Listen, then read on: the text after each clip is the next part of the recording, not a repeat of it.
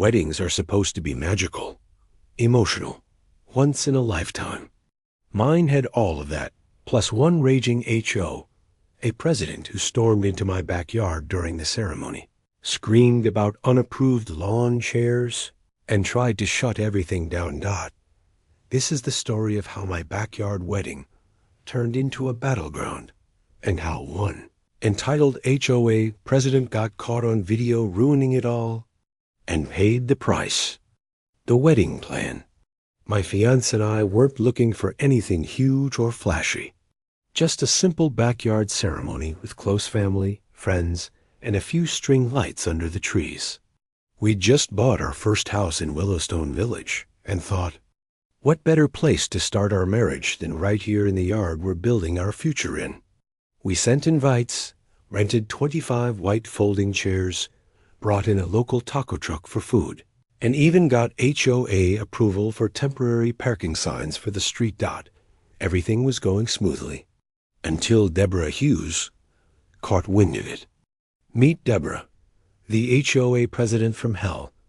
Deborah Hughes is the kind of woman who walks around with a measuring tape and a Nikon camera like she's a neighborhood detective.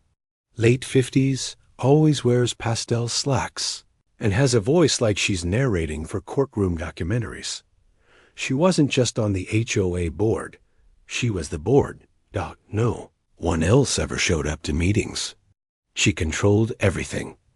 When we moved in, she welcomed us with a rules packet that was thicker than our mortgage documents. We thought she was quirky until we started seeing violation notices for things like unsanctioned patio furniture and door wreath exceeds allowed diameter. Still, we didn't expect her to care about our wedding.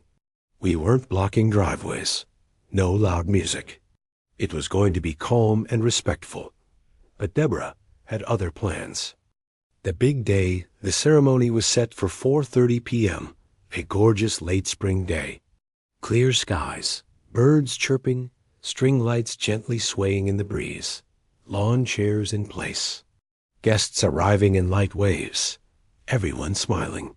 My mom crying for no reason, per usual. Hen.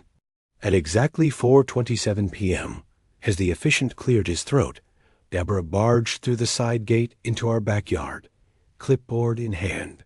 This gathering has not been approved in writing, she shouted. The music stopped. Heads turned.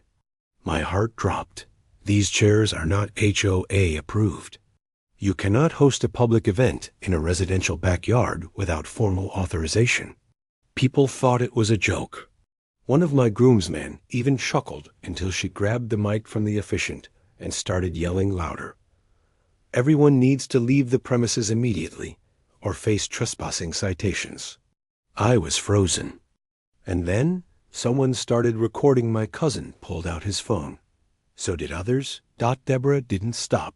She went from row to row yelling at guests to leave, including my 82-year-old grandmother, who just wanted to see her grandson get married. The officiant tried to regain control. Deborah yelled over him, "You're in violation of Community Code 5.23.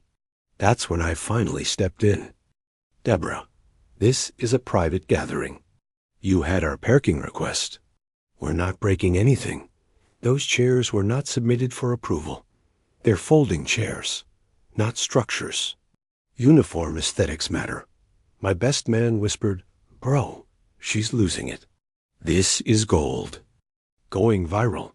The ceremony went on after we gently escorted Deborah out with the help of a neighbor who was a retired police officer. She shouted the whole way down the street, "I'll have this shut down. You'll regret this." But it was too late.